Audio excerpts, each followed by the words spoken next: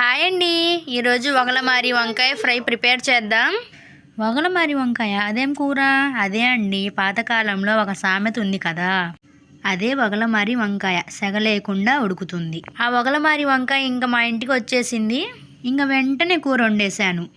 వీడియోలో చూపిస్తున్న విధంగా మినప్పప్పు, జీలకర్ర, ఆవాలు, కట్ చేసుకున్న ఉల్లిపాయ, కరివేపాకు వేసి ఫ్రై చేసుకోవాలి.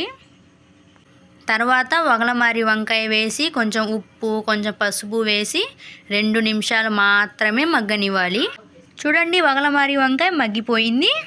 వెల్లిపాయ కారం వేసి కలుపుకొని చివరిగా కొంచెం కొత్తిమీర చల్లుకొని తింటే ఆహా, ఇంకా మాటలు లేవండి.